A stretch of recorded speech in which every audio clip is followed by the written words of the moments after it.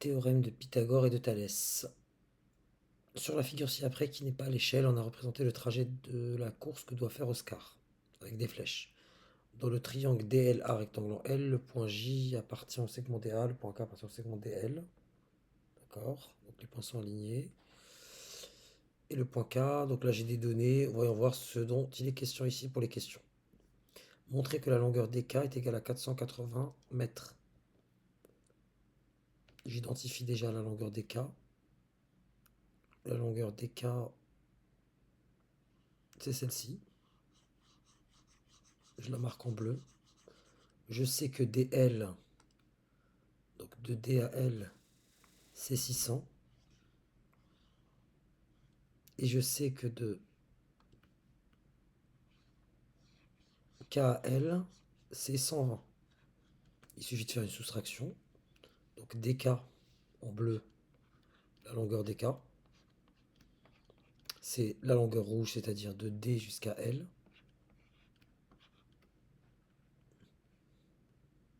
Et je le retranche. La longueur verte, c'est-à-dire KL. Ça me donne DK est égal, du coup, je prends toute cette longueur, donc 600, et je retire celle-là, donc cette partie-là, 120, et je trouve bien que DK est égal à 480 mètres. Donc je l'indique dans le schéma suivant, parce qu'on demande de montrer que le triangle DKJ est rectangle en K. Donc je viens de montrer que DK est égal à 480 mètres, et on me demande de montrer que le triangle DKJ, je vais l'indiquer en rouge pour l'identifier, est rectangle en K. Ce triangle-là. Vous remarquerez que j'ai les trois longueurs du triangle, et dans ce cas-là, lorsque j'ai les trois longueurs du triangle et qu'on me demande de montrer que ce triangle est rectangle, il suffit de procéder de la sorte. D'abord, d'une part, je vais prendre la plus grande longueur. Donc d'une part, la plus grande longueur, c'est 520. D'une part, DJ au carré est égal à 520 au carré, qui me donne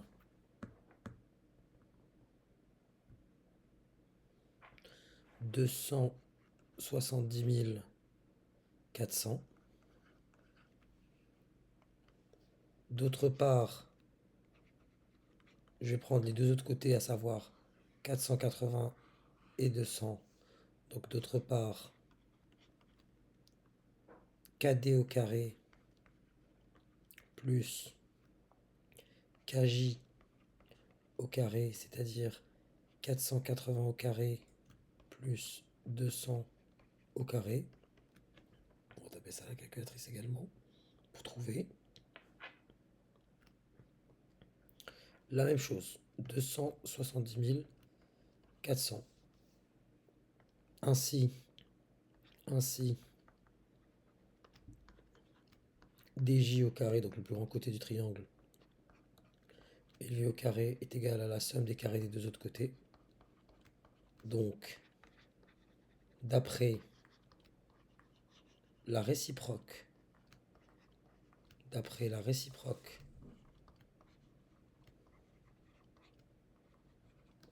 du théorème de Pythagore,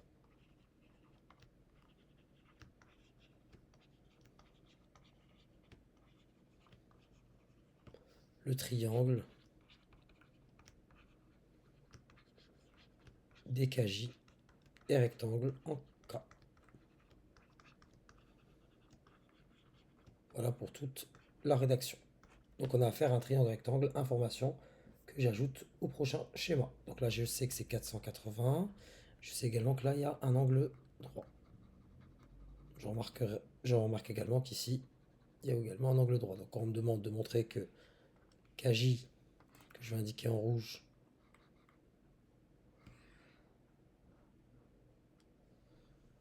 et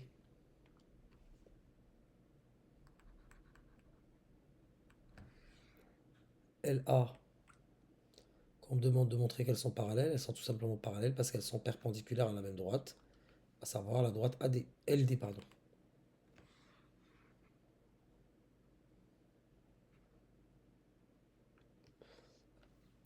On écrira donc les droites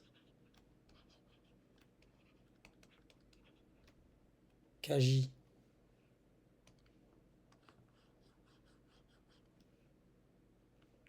les droites KJ et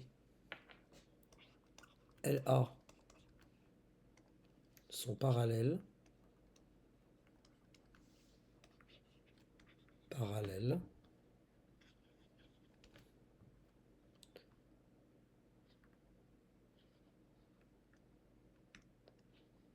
car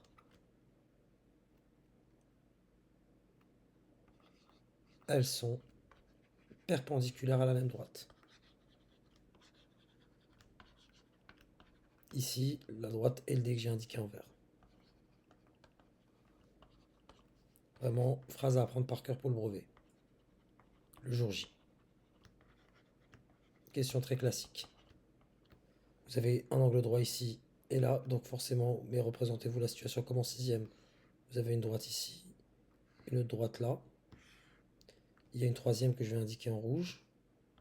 Vous savez qu'elle est perpendiculaire aux deux.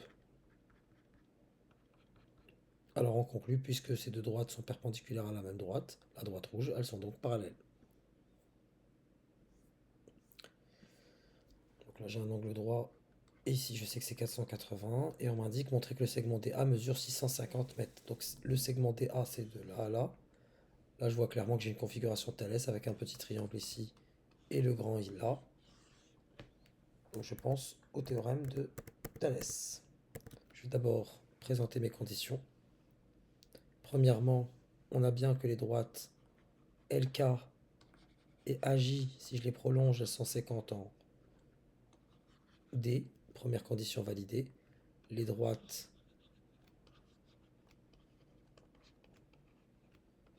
LK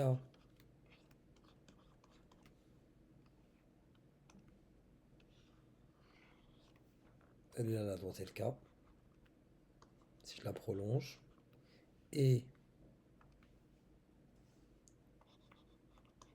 AJ, si je la prolonge, elles sont 50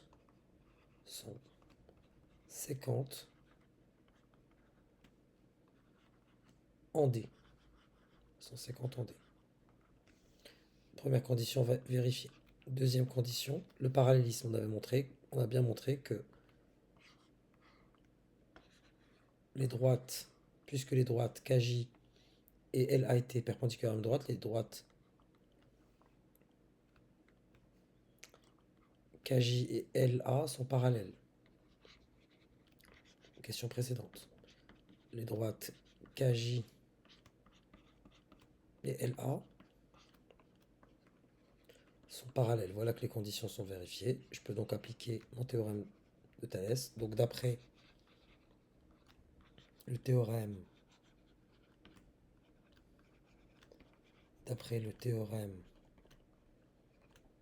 de Thalès, deux points, et là je vais l'indiquer très tranquillement, j'aurai l'égalité suivante. dk sur dl, dk sur dl égale à dj sur dA